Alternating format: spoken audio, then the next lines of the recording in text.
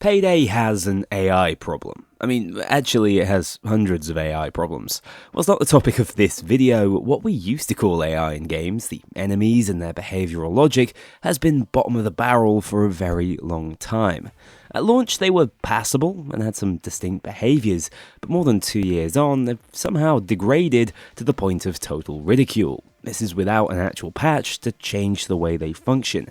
It seems to be a combination of their notoriously terrible online servers, bearing in mind they feel much more responsive in solo offline games, in addition to cops now flooding the map, resulting in certain spawn groups' AI becoming unresponsive, at least until you engage them.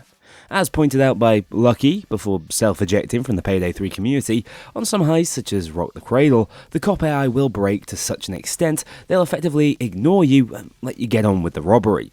This is, obviously, for want of a better word, a bit shit, and it has been for over a year.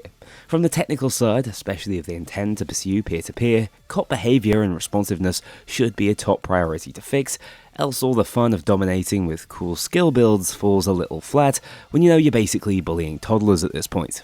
However, as fun and undivisive a topic as that is, I've decided to instead tackle the kind of AI that gets people real riled up, the generative kind.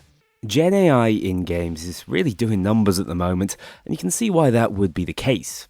As a purely creative industry, but also one with sizable technical overheads, the use and adoption of key technologies is always going to be part of the conversation. But when that technology risks sucking all the human creativity out of the room, you can see why people who quite enjoy games might be wary. Cue the current situation. At the start of December, Starbreeze launched a Payday 3 advent calendar promising 25 days of content, be it teasers, behind the scenes, or just ads for their plushies. More on how I feel about this event later, but for now, all you need to know is that in Safe 13, Starbreeze released this video of Wolf, Dallas and Chains to celebrate St. Lucia's Day. Nothing about its strange irrelevance to the actual game rang any alarm bells. To be frank, although there were some genuinely interesting revelations during the prior 12 days, such as a long-form interview with real OG Martin Verne and a few heist teasers for the upcoming mall hit, they'd also been undercutting their own partner's discount code for the Teddy Moves, or just showcasing concept art from random heists. No, the issue wasn't the content. We expected that to be underwhelming. It was how that content has been produced that caused problems. As was sent to me on Twitter by Fabricade, people in the community had started to notice this video fell into that uncanny valley realm. It looked like Wolf's zip tie around his wrist had somehow transferred to Dallas's lapel, the background seemed off when compared to the street and dirty ice it was clearly set on, and the movement loop in the video was choppy. I, in my continued naivety to Starbreeze's benefit, assumed it was some sort of error and they wouldn't be repeating the PR disaster of a couple of years ago, more on that context in a sec. But no, a few days later, I was eating humble pie, as this was in fact AI generated from a static frame set up in Engine, and the eagle-eyed within the community was spot on in calling out those telling signs. So yes, it's AI. Does that actually matter? This is non-in-game content for a random fan service reward few people will see that makes up just 1/25th of an entire event. Sadly, I believe it does matter, and here's why. This event was clearly put on to keep Payday 3 in its community's thoughts throughout the winter break. It was an insane ask, in my opinion, to fill 25 days with valuable and interesting content. Players were expecting something in-game. As a partner, I was aware that was never going to happen. Starbreeze have promised a new heist in January and can only have a single patch and certification at a time. There was never going to be anything after the 2nd of December until the new year. But this advent calendar event backfired due to a disconnect in player expectations. Something Starbreeze did absolutely nothing to temper. You have to earn the right to be this self-indulgent with your game's marketing. When people more generally think your game's a bit of a joke and still missing key features 2 years on from launch, they're not likely to be receptive to your subtle teasers and God's forsaken stuffed cow. I'm going to be frank with you here, I fucking hate Teddy Moo. Who are you? You're not some mascot of this franchise, you're a merchandising ploy. Anyway, anger at the stuffed animal aside, which just like the rest of the event would have been received much better if Payday 3 felt like a polished experience, the AI debacle just twists that knife further into a disillusioned community. It displays a lack of passion and care for this output from the marketing team, so you even lose the sympathy points that might have been holding the event together for you, and it also showcases how foolhardy its goal of 25 days worth of unique content drops was. The time pressure must have been immense, and so using Gen AI to finish up a day in an instant might have been a massive weight off. But from the outside looking in, it simply looks lazy and feels genuinely callous with our time, the few who still give a shit about the event. And the problem I've seen come out of it is that everything is being scrutinised and assumed to be AI now, and who can blame community members for being so skeptical? I saw the day 19 pixel art met with similar accusations, despite just being a render of a design on their store, showing the brand damage sneaking one bit of lazy AI usage can do. The landscape right now for Gen AI in games media is as hostile as I've ever seen. Beloved Larian CEO Sven Minke's comments around Gen AI and the concepting phase for the new Divinity game was met with absolute vitriol. And we're even seeing critical darlings like Expedition 33 being stripped of award eligibility from the Indie Game Awards due to their own use of the technology, even though there's no evidence of it making it into the game itself. Payday 3's Gen AI faux pas is like setting up a landmine and moonwalking back over it, knowing full well how people feel about its usage, so much so you even mocked its job-stealing prowess in the final day's trailer. I heard about the job. I mean, studying for 6 years, only for AI to replace you? What a fucking world. To make matters worse, this isn't the first time AI in Payday 3's creative process has been brought under the microscope.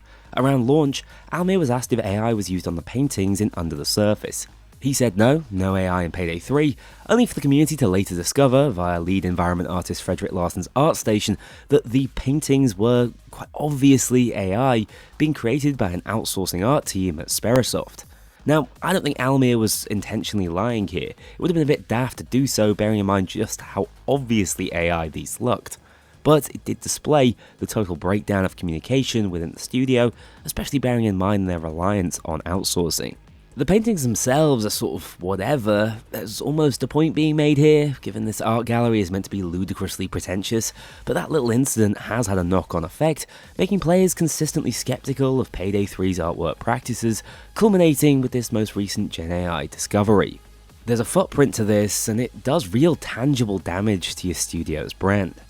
I'm generally more of a moderate when it comes to views on AI. I can obviously see the value in its proper leverage for rote administrative tasks, and think Pandora's box is already open at this point. If we try burying our heads in the sand instead of attempting to understand the technology, it's only going to cause more problems in the long run, and would rather it was in the more ethically minded hands of the guys at, say, Larian, despite the backlash. However, I don't believe it has any place being actively used in creative fields. Understand, if you speak to the concept artists who seem to be on the front lines of its usage in games, you'll quickly see it actually appears to be hindering tasks and stifling creativity with shitty anchors rather than freeing up people's capacity. For Payday 3, this is a minor usage, but it's in a player-facing product, not hidden behind concept or mood boards. This is unacceptable and reflects on a marketing team that doesn't seem to have any understanding of what the community wants and expects. A team that has decided to embark upon a 25-day media marketing event without an engaged audience to market towards. While Skills 2.0 released with barely a whimper, just a brief explainer video and stream, totally reliant on content creators to spread the word of this major update, they poured hundreds of man-hours into a frustrating drip feed of very little for 90% of those days. The new heist looks really cool and visually distinct, but there's only so many times I can see new angles of it and get excited these days. And this reflects a continuation of the status quo that has frustrated us for years since Payday 3 came out. We're meant to feel like this is a fresh start for Payday as a franchise, but that same lack of quality control, exemplified by missing arms and vault entering deja vu during the banter era of the game, is seen again in this sort of corner-cutting creation. They seemingly checked out trying to bring hype and interest to a game that's frankly in the mud, whilst its older brother continues to shine with one of its largest updates in years. If you want a palate cleanser after this video, please check out my most recent Payday 2 update video, Wolf's back and Ulf's voicing him again. My recommendation to those working on Payday 3 is straightforward though. Own up to the mistake and pledge to never repeat it. Apologise you didn't correctly set expectations at the start of this event, and that's why it was always going to be received with shrugs. learn for future campaigns, either by consolidating it into a weekly roundup or a 12 days of Christmas marketing event, or even considering an in-game event instead, the whole reason you're keeping things always online for live service style updates, or so we're told. Finally, reflect on what Payday 3 is at this point. It's not something you can indulge in promoting anymore. It's not a vehicle for selling Teddy Moo plushies and even showcasing the charisma of Vincent Robert Banks' character. It's something that you have to nurture quite seriously, effectively requiring your full attention and investment.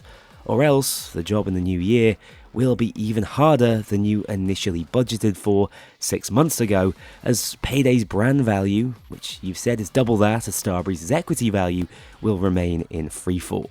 All this campaign has done is lead to an even greater disconnect, as I think the community is starting to realise the new Payday 3 team doesn't fully understand the extent of the tasks they face. In its pomp with Payday 2, this sort of event would have been received well as additional fan service for the ultra invested, likely rounded off with an in-game drop of some sort to bridge that expectation gap and bring value to everyone remotely interested in the franchise. For Payday 3 fans, we've been starved of content for years, meaning anything other than in-game content feels like a slap in the face most of the time as we embark on yet another long wait for an update. Anyway, on that cheery thought, have a great day, enjoy the break if you have these days before New Year's off, as I do, and I'll see you all very soon in 2026 with a special Payday 2 creation. A huge thank you to my dedicated Patreon backers. If you want to join this crew in going infamous, check out the link below and pledge as little as $2 to see your name in the credits, or get 24-hour early access to future videos and vote on upcoming content. Take care, I'll see you all soon.